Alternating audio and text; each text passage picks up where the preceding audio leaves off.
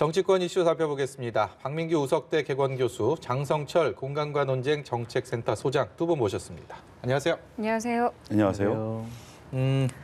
국회가 공수처법을 둘러싸고 그야말로 일촉즉발의 대치를 보이고 있다고 합니다. 오늘 오전에 민주당에서도 관련돼서 원내대표가 발언을 했는데 김태년 원내대표의 발언 내용 듣고 오시겠습니다.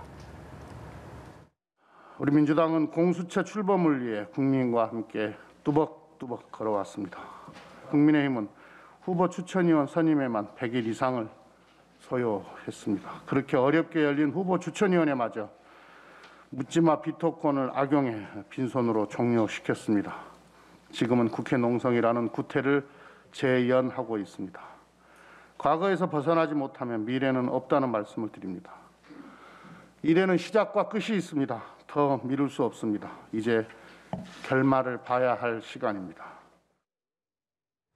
네, 공수처장 선출 과정에서 야당에게 부여됐던 거부권, 이른바 비토권을 없앤, 사실상 무력화시킨 그 개정안이 국회 법사위 문턱을 넘었고요. 이제 내일 본회의에서 처리가 될 것으로 현재로서는 예상이 됩니다. 결국 여야의 합의는 실패했다, 이렇게 봐도 되겠죠?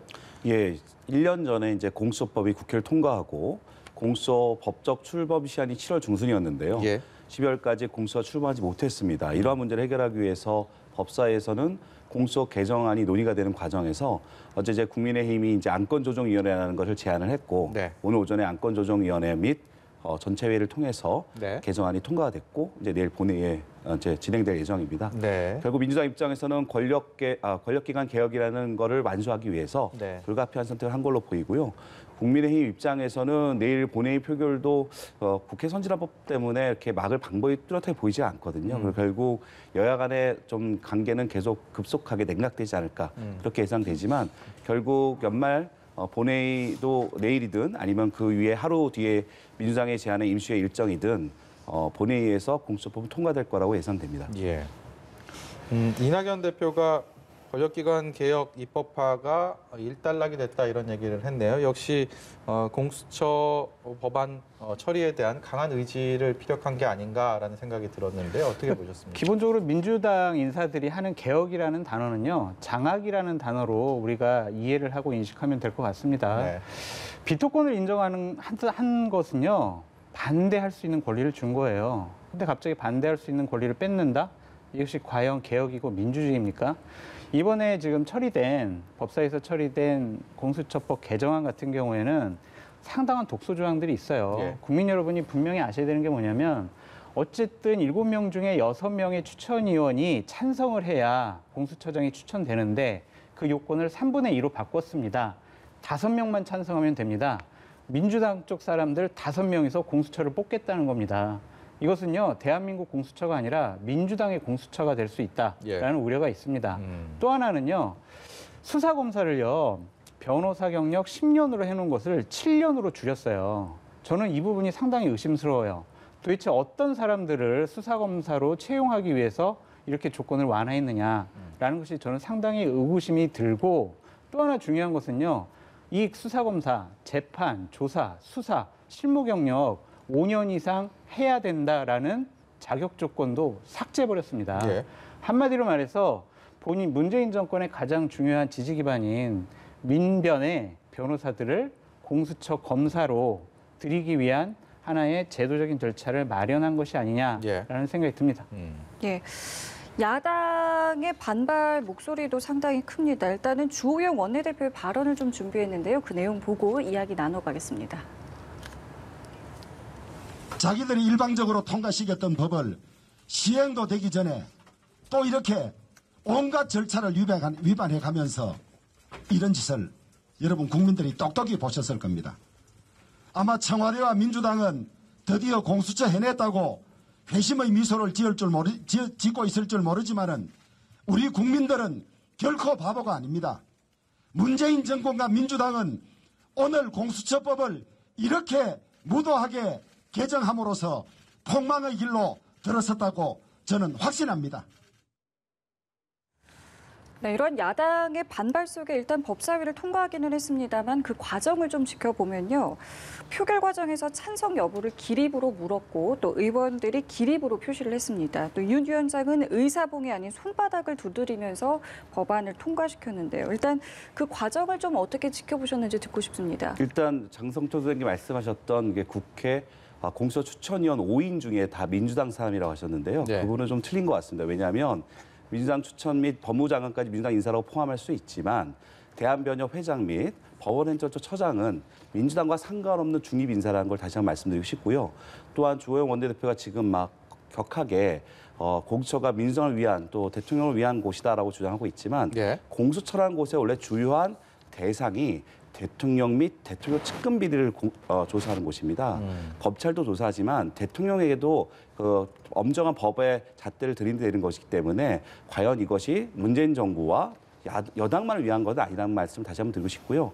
절차적 부분에 있어서 다소 시끄럽고 여러 가지 의사 과정에서 불미스러운 부분도 있었지만 이 부분 또한 국회 선진화법상 정당한 위원회의 절차를 막은 야당의 책임도 일부 있다는 말씀을 드리고 싶습니다. 우리 박 교수님께서 정말 중요한 말씀 해주셨어요. 대통령과 권력기관 이런 분들을 수사할 수 있는 곳이다. 꼭 그렇게 수사할 수 있도록 공정성과 정당성을 이 공수처에다가 심어주시기 바랍니다. 근데 지금까지 하는 행동들을 보면 그러지 않을 것 같아 걱정인 거예요. 검찰에서 청와대 인사, 권력기관에 대한 인사, 권력자들에 대한 인사를 조사를 하려고 했더니 수사팀을 와해시켜버렸습니다. 수사를 못하게 하고 있습니다. 그러면서 윤석열 총장 쫓아내려고 하고 있습니다. 이러한 정권이 과연 공수처가 제대로 된 역할을 할 수 있도록 보장해 줄 것이냐? 예. 저는 상당히 의구심이 들고요.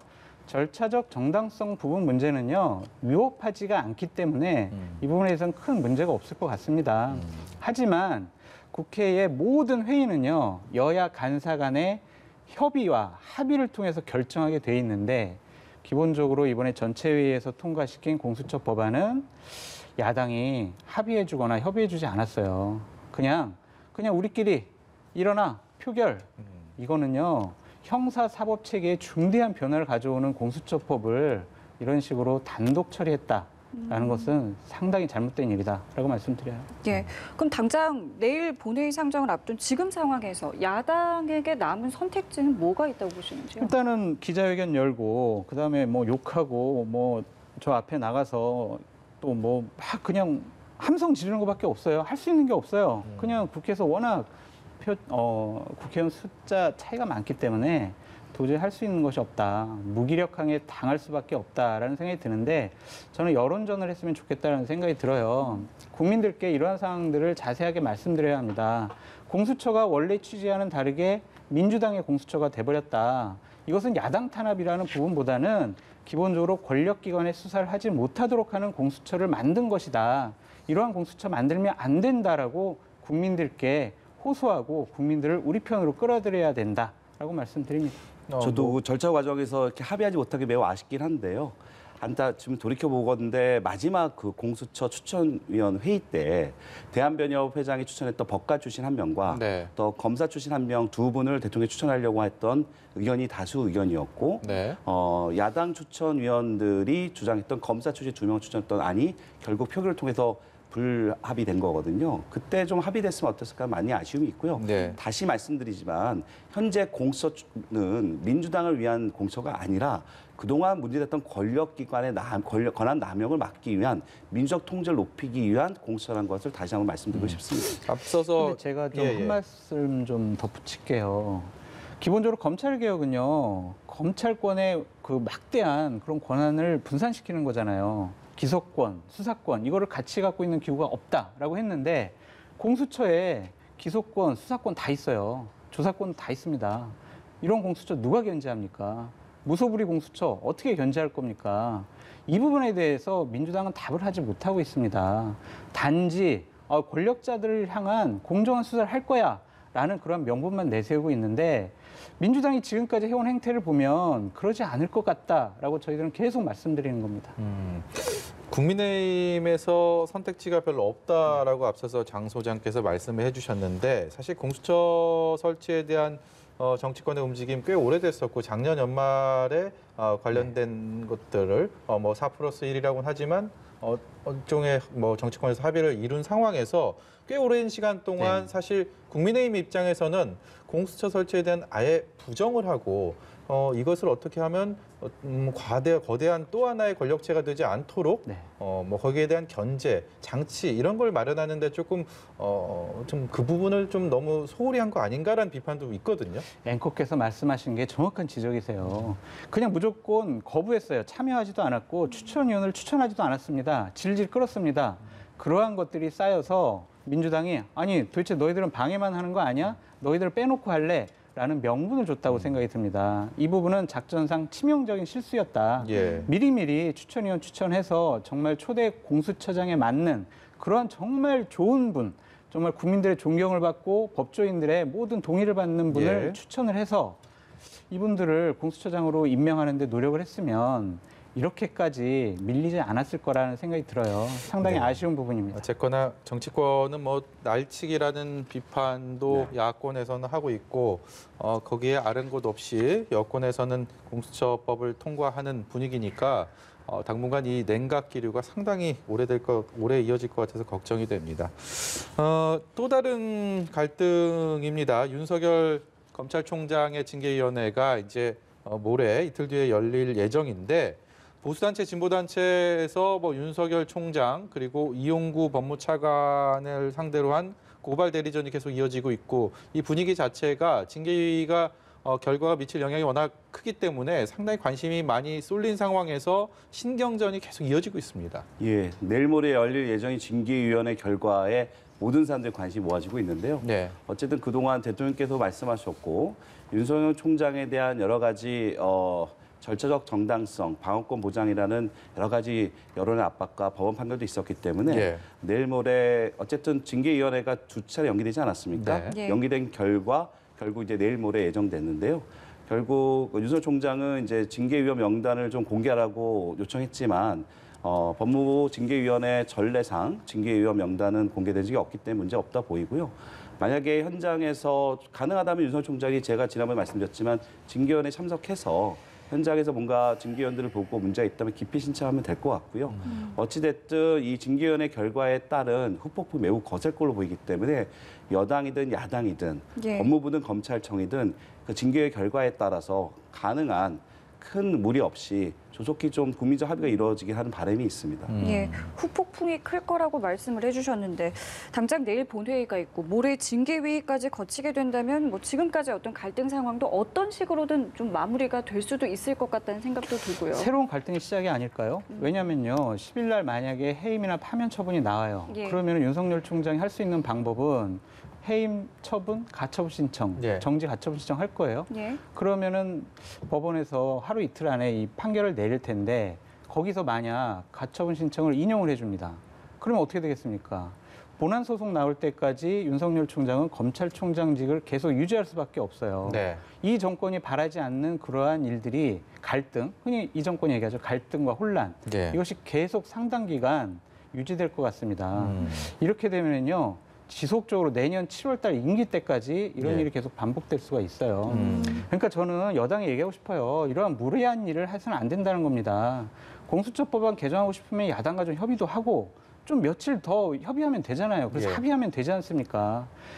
윤석열 총장 해임안 같은 경우도 징계 절차와 정당성을 확보한 다음에 하면 되지. 왜 이렇게 쫓아내지 못해서 안달이냐라는 국민적인 비판을 받을 정도로 왜 이렇게 이 일에 몰두하는지 정말 이해가 안 가요. 그래서 결국에는 권력을 향한 수사를 하지 못하도록 윤석열 총장 쫓아내려고 하는구나. 그래서 공수처 출범시키려고 하는구나. 라는 야당의 비판으로부터 자유로울 수가 없다라고 말씀드립니다.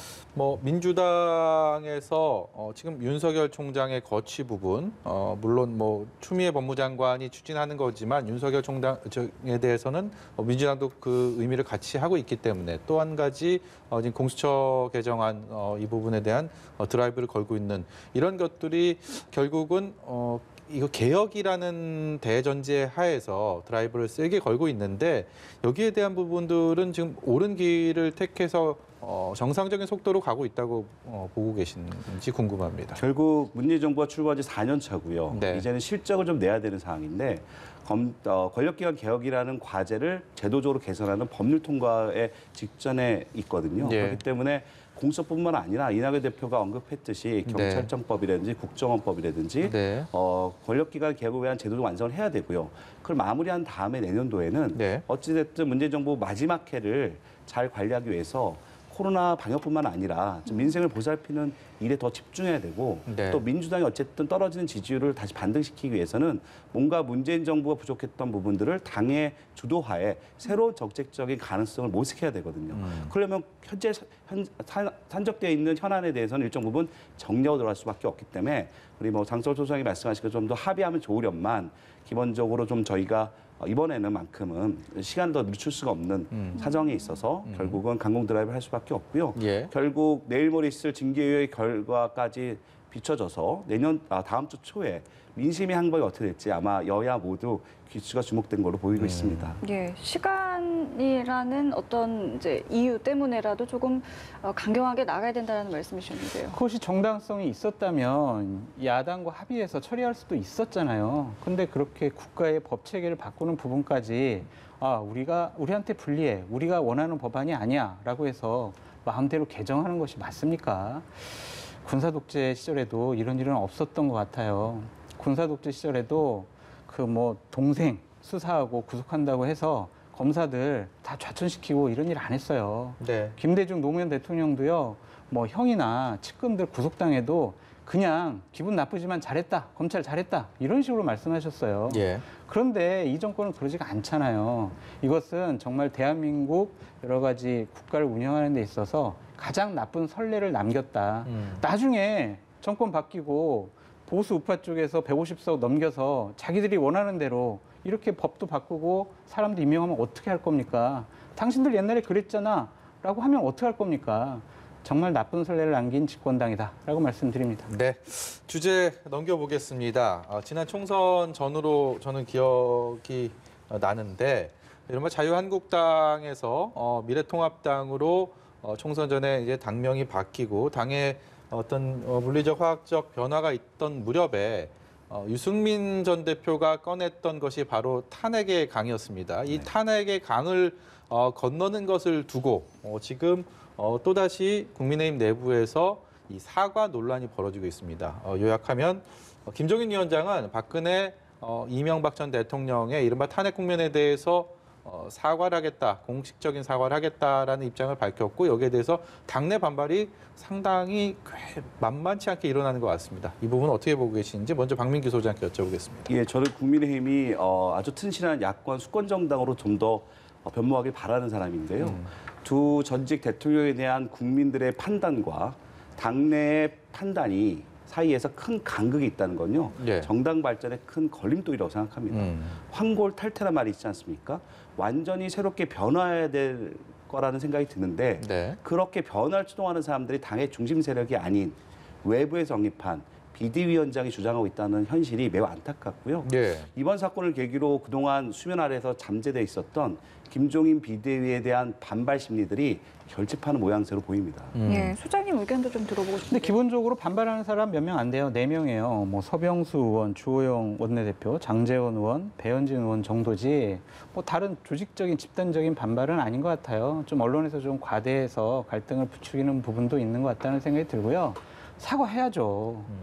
사과는요, 정말 상대방이 그래 됐어 제발 그만 사과해 할 때까지 해야 됩니다. 예. 박근혜 정권 시절 정말 많은 부적절한 일 때문에 국민들께 많은 상처를 드렸잖아요. 저도 보수 우파 쪽에 있었고 그 정당에 있었지만 저도 촛불 집회에 나가고 싶을 정도로 정말 박근혜 정권의 그런 국정 행태에 대해서 분노를 많이 느꼈습니다. 예. 그런 것들이 쌓여서 탄핵을 당한 거지 최순실 때문에 탄핵 당했겠습니까? 이렇게 국민들에게 상처 준 부분에 대해서는 당연히 이러한 야당이 다음번 선거를 위해서라도 진정성 있게 100번이라도 사과를 해야 된다라는 생각이 듭니다. 하지만 좀 시점은 다시 한번 살펴봤으면 좋겠어요. 이렇게 연말에 공수처법은 저렇게 강행 처리하고 내일도 상당한 논란이 있을 것 같은데 네. 내일이 뭐 탄핵 날이기 때문에 해야 된다라는 시점은 좀 조정할 필요가 있지만 예. 10번, 100번 사과해라라고 예. 말씀드리고 싶습니다. 예, 시점에 대해서는 좀 아쉽다는 말씀을 해주셨는데 주호영 원내대표 같은 경우도 완곡하게나마 약간 반대 의사를 좀 보이고 있잖아요. 이게 그렇죠. 지도부에서의 어떤 반대이기 때문에 우려의 시선이 좀 있는 건 사실입니다. 주호영 원내대표는 지역구가 대구잖아요. 대구의 정서를 본인이 좀 얘기 안 할 수가 없었을 것 같다라는 생각이 듭니다. 그래도 주호영 원내대표도 기본적으로 바른정당에 갔다 오신 분 아닙니까? 예. 탈당에도 탄핵에도 찬성을 했던 분이고 이런 것들에 대해서는 어쨌든 국민의힘이라는 중요한 원내대표직을 맡고 있기 때문에 책임을 지고 같이 사과하셔라라고 말씀드리고 싶습니다. 김종인 위원장이 오늘 뭐 불편하더라도 네. 국민의 마음을 얻는 노력을 해야 된다. 이 사과 논란에 대해서 그런 얘기를 하면서 본인의 자리에 안주하지 않고 어떤 사과를 통해서 새롭게 거듭나는 정당을 만들고 싶다라는 의견을 피력을 했습니다. 이게 민주적인 정당에서 어떤 분들은 뭐 합리적인 굉장히 건강한 의견 충돌이다라고 얘기하시는 분들 있는 반면에 장 소장께서는 큰 동요는 없다고 하지만 또 그 이상의 어떤 영남권 또 구주류로 분류되는 의원들의 반발이 또 예상치 못하게 꽤 있다라는 얘기들도 있거든요. 그동안 국민의힘이 어쨌든 중도로 많이 진출하면서 지지율을 어느 정도 올려가는 데는 김종인 비대위원장 역할이 분명히 평가받아야 되거든요. 근데 어쨌든 중요한 과제 중에 하나인 탄핵에 관련된 국민 사과는 김종인 비대위원장이 보기에는 건강한 보수를 재건하기 위한 필수 전제인데 예. 그 시기 때문에 미뤄진다? 그 또한 동료를 잃을 거라고 아마 걱정하시는 것 같아요. 그래서 그분에 대해서 어쨌든 그 당내 여러 가지 갈등, 결국은 방향을 제시하는 비대위원장은 외부 영입 인사고 예. 당의 주류는 조용히 아직도 국민들 눈치를 쳐다보고 있는 약간 안타까운 마음뿐입니다. 제가 짧게만 좀 김종인 위원장 말씀드리고 싶은 게 있는데 사과하겠다라는 저런 의지 좋아요. 근데 사과 못하게 하면 나 그만둘 거야. 이런 얘기 좀 안 했으면 좋겠어요. 비대위원장이면요. 예. 한 분 한 분 붙잡고 반대하는 분들 자 우리 이렇게 해야 국민 마음 먹고 다음번 선거 이길 수 있습니다. 나도 마음이 아픕니다. 이런 식으로 설득해야지. 아니 난 진짜 안 할 거야. 이거는요. 지도자가 할 말이 아니라고 생각이 듭니다. 그 부분만큼은 김종인 위원장이 다시 생각해 줬으면 좋겠습니다. 김종인 위원장의 사과 논란에 대해서 잃을 게 많다라는 의견들도 있어요. 당내에서. 그러니까 어두운 과거를 털어내야 된다라는 주장이 있는 반면에 그 반대쪽에 사과를 반대하는 쪽에서는 사과를 했을 때 잃을 게 많다라는 주장을 펼치기도 하는데 과연 어떤 것들을 잃을 수 있고 또 얻을 수 있는 건 또 무엇이라고 보십니까? 국민의힘에서 사과를 안 하면 내년 선거에 서울시장이라든지 그 다음번 대선에 계속적으로 이게 이슈가 될 거예요. 아니 탄핵에도 사과를 하지 않은 사람들, 박근혜 정권의 그러한 부적절한 행동에 대해서도 반성하지 않은 사람들, 그런 사람들에게 서울시장직을 맡겨야 되겠습니까? 그런 사람들에게 다시 대통령이라는 직을 맡겨야 되겠습니까? 이렇게 계속 나올 거예요. 예. 앞날이 뻔히 보여요. 그렇기 때문에 그냥 지금처럼 103석 야당 할 거면 사과하지 마세요. 그냥 영남 눈치 보면서 영남 의원들 배지 계속 다세요. 예. 하지만 다음번 선거에서 이겨야 될 거 아닙니까? 그러면 저 같은 사람도 김종인 위원장 사과해야 돼라고 생각을 하는데 예. 중도 쪽에 있는 분들도 사과하라는 생각이 더 강할 거 아닙니까? 그런 분들 마음을 얻어야 선거 이길 수 있습니다. 사과해야 한다고 저는 다시 한번 말씀드립니다. 네. 마지막 주제로 넘어가 보도록 하겠습니다. 오늘이요. 내년 4월 7일 날 있을 서울시장 그리고 부산시장 재보궐선거 4개월 전이고 예비 후보가 등록이 시작된 날입니다. 관련해서 이런저런 여론조사 결과들이 아직 공식적인 출사표를 던지지 않은 후보군들이 꽤 있음에도 불구하고 나오고 있는데 오늘 관련된 여론조사가 나온 게 있어서 저희가 그거 보면서 좀 얘기 좀 나눠보도록 하겠습니다. 서울시장 적합도 물론 지금 화면에 보이시는 저 많은 인물들 중에 상당수는 아직 공식적인 본인이 서울시장 후보로 나서겠다라는 발표를 하지 않은 경우가 대부분입니다만 자천타천으로 나오는 얘기들 그런 인물들을 싹 모아놓은 느낌이에요. 뭐 일단은 저 적합도 조사에 대해서 박민규 교수께서는 무엇이 가장 먼저 보이시는지 여쭤보도록 하겠습니다. 그 조사를 하면서 문항 자체 하나가 이제 서울시장 보궐선거 구도를 무엇으로 보냐 네. 했을 때 안정적인 국정 운영을 원하는 지지율이 38% 그리고 정부 여당을 견제하자는 구도가 50%였습니다. 예. 세부적으로 보면 여권 후보들의 개별적 지지율을 합친 게 37%, 그리고 범야권 후보들의 지지율을 다 합친 것이 51% 유사하거든요. 네. 정말 민심이 무섭다는 생각이 드는데요.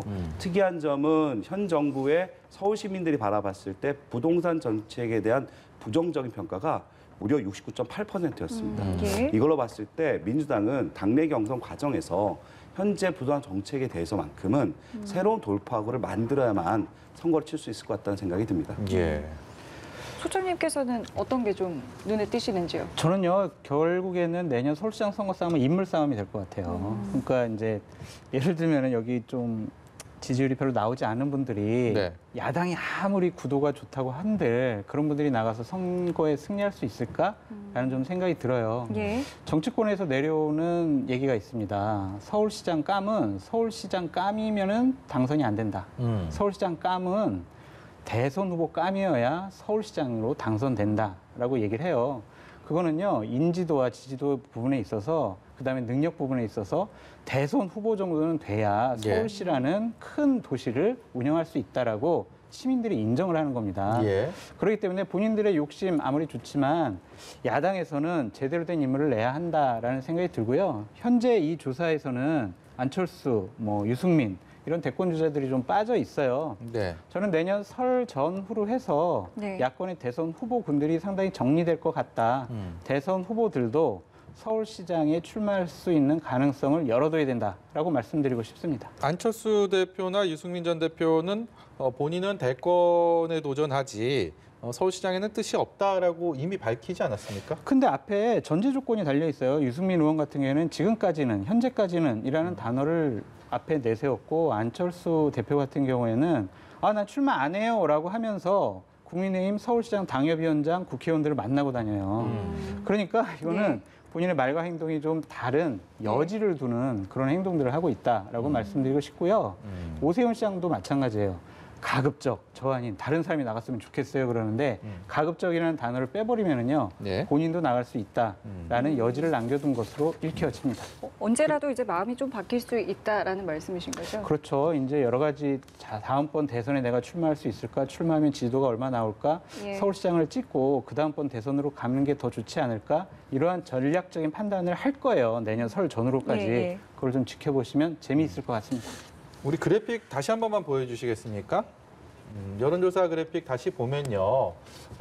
굳이 이 분류가 어떤 의미가 현재 상황에서 있는지는 잘 모르겠습니다만 현재 보이시는 것처럼 박영선 장관과 그다음 나경원 전 의원이 현재 적합도 면에서는 가장 앞서 있는 상황입니다. 물론 앞으로도 많은 변수가 있고 많은 변화가 있을 거라고 미뤄 짐작은 되지만 지금 상황에서 저 표만으로는 그동안에 여성 광역단체장이 없었다는 면에서 이번엔 좀 새로운 또 정치 역사가 쓰여지는 건가? 이런 기대감이 들기도 하는데요. 어떻게 예상하십니까? 대한민국의 여성 정치인들 또 여성 선출직 분들의 확대는 필요한 거기 때문에 네. 매우 어찌 보면 고무되고 좋은 결과라고 보입니다. 다만 이제 민주당 입장에서는 현재 박영선 장관이 격차를 두고 1등을 차지하고 있지만 2등을 차지하고 있는 박주민 최고위원 같은 경우 이재호 재선임에 불구하고 10.5%라는 큰 지지 적합도를 보이고 있다들도 주목할 만한 것 같고요. 또 하나 우상호 의원 같은 경우는 사실 4선의 당내 기반이 매우 탄탄한 의원입니다. 그렇기 예. 때문에 당내 경선이라는 것이 결국은 50%의 당원 투표와 50%의 또 여론조사가 기준이기 때문에 당내 경선에서 어떻게 이분들이 서울시를 어떻게 바꿀 건가에 대한 예. 기본적인 적극적 메시지를 어떻게 내느냐에 따라서 민주당 당내 경선은 지금의 수치와 상관없이 다른 변화가 만들 수도 있다라는 말씀드립니다. 박 교수님께서 너무 정확한 분석을 해주셔가지고 제가 덧붙일 말씀이 없습니다. 예. 알겠습니다. 오늘 말씀 여기까지 듣겠습니다. 지금까지 박민규 우석대 개공교수, 장성철 공간과 논쟁 정책센터 소장이었습니다. 고맙습니다. 고맙습니다.